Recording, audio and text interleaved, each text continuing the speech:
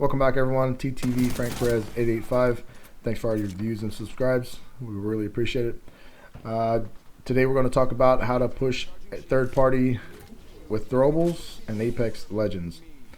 The first part and any point definitely is element of surprise. That's with any engagement, but of course with Throwables you definitely want to have the element of surprise, knowing where they're at and not knowing, letting them know where you're at, of course. But of course once you throw that throwable, they're gonna know where you're at. So next key point would be to have some protection, and the angles of those angles would be great if you can have some really good spots. Like I'm up here up top of this video right now. Keep the high ground is very important. Again, same thing with the protection. Just try to stay out of sight. Next key point would be to move those enemies. To use throwables to move them to wherever you want them to go. You can definitely guide your enemies and pushing them wherever you want them to be at. By using the throwables in that moment, you can definitely get someone to come out from behind either a building or a rock or something by putting it on one side of them.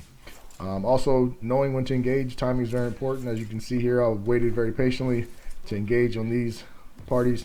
But again, definitely wanted to just get the time right and make sure that I had enough grenades to come in and didn't want to waste them. Very important. Again, once they were down, I knew there was only one guy left. So I just went ahead and pushed in and finished her off right here. And again, just got the squad and half squad elimination.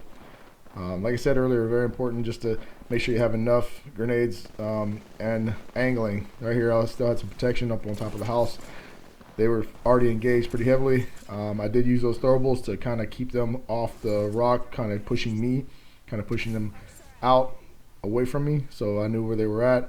I seen the Bloodhound was kind of under the bridge there, so just went in a couple arc stars. Arc stars do go farther, so definitely use those for the long range and eliminations or engagements. The grenades are very, very explosive, so definitely use those when you want to get a big knock. That guy went flying off the mountain, which is very funny. His partner was stuck inside the storm, so of course, there's the dub. Again, element of surprise is very important. Kind of hanging back, waiting for that timing is right, while still keeping the protection that you need. Knowing when to engage is very important. This one here as well, you can see I was heavily protected by all the boxes, pillars, even the replicator I used very, very well here. I just kept those arc stars long range going. Once those two went down, it's lights out. It's just a matter of keeping that protection, knowing when to push in, knowing when to throw those arc stars. On this one here, actually, you can see how I didn't have any arc stars, but I did use the grenades. They go pretty far too as well. That one was able to actually go up on top of the roof and knock that guy who was in that box. Once he went down, I knew his teammates were inside, so I had a throwable here with the thermite, so I was able to kind of keep that guy in the building and knocked him as well. And then the last guy, he just got knocked right there. So again, that's a trio kill right there. The arc stars can definitely eliminate the vehicles. They will not eliminate them, but they will definitely hinder them from moving. Keep them, and it definitely hinders their movement. Again, that thermite kind of pushed him away from me while still pushing him behind that. I didn't have any more throwables, as you can see, so I went ahead and pushed in with the gun, and I was able to just wreck her. This one here, you can see how the timing was very well. I threw an arc star behind the guy there and just went ahead and engaged on the second guy, and I was able to get both of them at the same time. So it's just a matter of timing, very, very important, and I had the high ground as well. This guy here was by himself, this Revenant. This arc star must have hit him right square between the eyes. He got a 90, and then the knock was just 70, and then of course just a couple more bullets and he was down.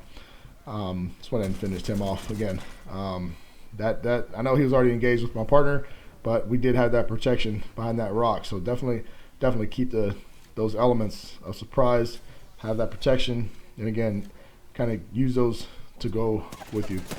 This last fight, there was two of these guys here. I'm not sure where the other guy went, why they didn't push me, but again, I was able to get a few shots off from that guy, but I knew the circle was closing in.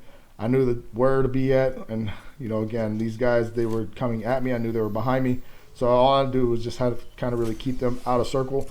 And thankfully, again, I had a plenty enough supply, and I just used those throwables, those thermites especially, to build like a wall there and kind of keep them going to where I wanted them to go. I knew Lobo was going to push left. Bloodhound came straight at me. He was coming in with the gold shield, but that grenade just took him down. And then all of a sudden, it's just, like I said, 1v1. Hopefully these tips help you guys.